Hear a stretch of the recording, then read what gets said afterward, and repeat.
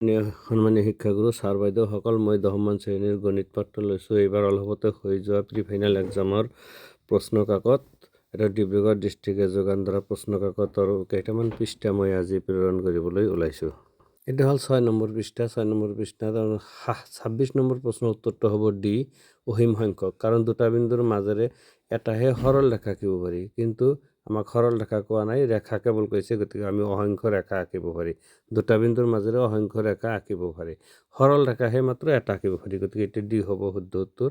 27 number প্ৰশ্নটো D হ'ব শুদ্ধ উত্তৰ 0। 28 নম্বৰ প্ৰশ্নটো চোৱা, 28 নম্বৰত এ শুদ্ধ উত্তৰ। cos square A plus sine square A equal to 1, গতিকে এ হ'ব আমাৰ শুদ্ধ উত্তৰ। 29 নম্বৰ প্ৰশ্নটো আমি এতিয়া 28 নম্বৰ প্ৰশ্নৰ উত্তৰটো হ'ব 1 এ নম্বৰ, গতিকে 29 নম্বৰ প্ৰশ্নৰ উত্তৰটো হ'ব ডি নম্বৰ -1/2। 30 নম্বৰ প্ৰশ্নৰ শুদ্ধ উত্তৰটো হ'ল সকলোবোৰ বৰ্গই সদৃশ, বি নম্বৰ শুদ্ধ উত্তৰ। ইয়াতে 30 নম্বৰ বি শুদ্ধ উত্তৰ, সকলোবোৰ বৰ্গই সদৃশ। 31 নম্বৰটো হ'ল আমাৰ বি শুদ্ধ উত্তৰ, সম্পূৰক কোণ উৎপন্ন কৰে, অৰ্থাৎ বৃত্ত দুটাই মুখামুখিকৈ কেন্দ্ৰত সম্পূৰক কোণ উৎপন্ন কৰে। এইবাৰ লৈছোঁ মই 3 নম্বৰ পৃষ্ঠা। 3 নম্বৰ পৃষ্ঠাত 8 নম্বৰ প্ৰশ্নৰ পৰা আছে। 8 নম্বৰ প্ৰশ্নৰ শুদ্ধ উত্তৰটো হ'ল ডি, এটা হ'ল ত্ৰিঘাত। আনহাতে 9 নম্বৰ প্ৰশ্নৰ শুদ্ধ উত্তৰ হ'ল বি -2/3। 10 নম্বৰ প্ৰশ্নটো আমি চাম। 10 নম্বৰৰ ডি শুদ্ধ উত্তৰ, 11ৰ এ আৰু 12ৰ এ শুদ্ধ উত্তৰ। এতিয়া আমি যাম পৰৱৰ্তী পৃষ্ঠালৈ। পৰৱৰ্তী পৃষ্ঠাটো আমাৰ এটা আহিছে 2 নম্বৰ পৃষ্ঠা। 2 নম্বৰ পৃষ্ঠাত আমাৰ যিখিনি প্ৰশ্ন আছে, তাতে 3 নম্বৰৰ হ'ল চি শুদ্ধ উত্তৰ। 3 নম্বৰ কুৱেশ্যনৰ চি হ'ল শুদ্ধ উত্তৰ। তোমালোকে ভালদৰে চাবা 3 নম্বৰ প্ৰশ্নটো, চি হ'ল শুদ্ধ উত্তৰ। 2 নম্বৰ প্ৰশ্নটো চোৱা, 2 নম্বৰ প্ৰশ্ন বি শুদ্ধ উত্তৰ। 4 নম্বৰ প্ৰশ্নটো হ'ল আমাৰ ডি শুদ্ধ উত্তৰ, এইটো ডি হ'ব, ডি শুদ্ধ উত্তৰ। ইয়াতে কুৱেশ্যনটো অলপ ৰং হৈছে, চি নম্বৰটো নহয়, ডি হ'ব শুদ্ধ উত্তৰ। 5 নম্বৰত চোৱা এ শুদ্ধ উত্তৰ। 6 নম্বৰত XY স্কোৱাৰ, অৰ্থাৎ বি হ'ল শুদ্ধ উত্তৰ। 7 নম্বৰত ডি, 8 নম্বৰটো আমি সেইফালে গৈ পাম। এতিয়া আমি পৰৱৰ্তী 7 নম্বৰ পৃষ্ঠালৈ যাম। 7 নম্বৰ পৃষ্ঠাত ইয়াতে আছে আমাৰ 32 নম্বৰ প্ৰশ্ন। 32ৰ বৰ্গ বা ৰম্বাস যিকোনো হ'ব পাৰে, অৰ্থাৎ বৃত্ত এটাক স্পৰ্শ কৰা চতুৰ্ভুজটো বৰ্গও হ'ব পাৰে, ৰম্বাসো হ'ব পাৰে। 33 নম্বৰ এ হ'ল শুদ্ধ উত্তৰ 2 একক। 34 নম্বৰ ডি হ'ল আমাৰ শুদ্ধ উত্তৰ, আৰু 35 নম্বৰৰ ডি, 34 আৰু 35 একেই, অৰ্থাৎ ডি নম্বৰ শুদ্ধ উত্তৰ। 36 নম্বৰ প্ৰশ্নটো চোৱা, এইটো বি হ'ল শুদ্ধ উত্তৰ 10 মিটাৰ।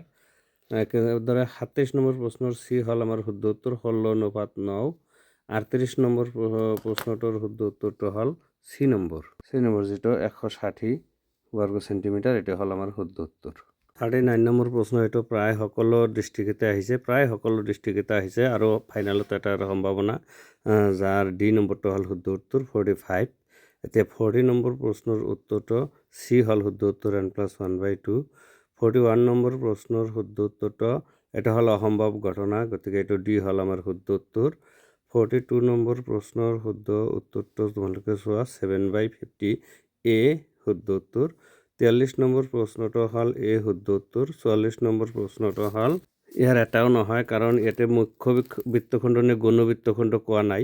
যদি মুখ্য বৃত্তখণ্ড হয় তেতিয়াহ'লে বি হ'ব আমাৰ শুদ্ধ উত্তৰ 46.1 বৰ্গ চেণ্টিমিটাৰ, আৰু যদি গৌণ বৃত্তখণ্ড হয় তেতিয়াহ'লে ইয়াৰ উত্তৰ নাই, কাৰণ গৌণ বৃত্তখণ্ডৰ কালি হ'ব এই ক্ষেত্ৰত 4.19, কিন্তু আমাক এক মুখ্য বা গৌণ একো কৈ দিয়া নাই, গতিকে এইটো আমি নিৰ্ণয় কৰিব নোৱাৰোঁ। 45 নম্বৰ প্ৰশ্নৰ উত্তৰটো, এইটো এটা অসম্ভৱ ঘটনা, গতিকে 45 নম্বৰ প্ৰশ্নৰ উত্তৰটো আমাক কৈছে যে কোনটো সম্ভাৱিত হ'ব নোৱাৰে। আমি জানো ঋণাত্মক সংখ্যা সম্ভাৱিত হ'ব নোৱাৰে, গতিকে বি হ'ল আমাৰ শুদ্ধ উত্তৰ। এতিয়া ছাত্ৰ ছাত্ৰীসকল, মোক ডিব্ৰুগড়ৰ কোনোবা এটা ল'ৰাই এইকেইটা পৃষ্ঠা পঠাই দিছিল, গতিকে ডিব্ৰুগড় ডিষ্ট্ৰিক্টে প্ৰণয়ন কৰা এই প্ৰি ফাইনেল এক্সামৰ টেষ্ট কুৱেশ্যনটোৰ যিকেইটা প্ৰশ্ন পাইছোঁ মই, সেইকেইটাৰ উত্তৰ দি দিলোঁ। তোমালোকৰ পৰৱৰ্তী পৰীক্ষা ভাল, এই কামনাৰে আৰু পৰৱৰ্তী ভিডিঅ' চোৱাৰ বাবে আমন্ত্ৰণ জনাই এই ভিডিঅ'টো চোৱাৰ কাৰণে ধন্যবাদ জনাই আজিৰ ভিডিঅ'টো ইমানতে সামৰিছোঁ। ধন্যবাদ। আৰু আহ্বান জনাইছোঁ, ভিন ভিন ডিষ্ট্ৰিক্টৰ প্ৰশ্ন মোলৈ পঠাই দিলে তাৰ উত্তৰসমূহ পঠাই দিবলৈ চেষ্টা কৰিম। ধন্যবাদ।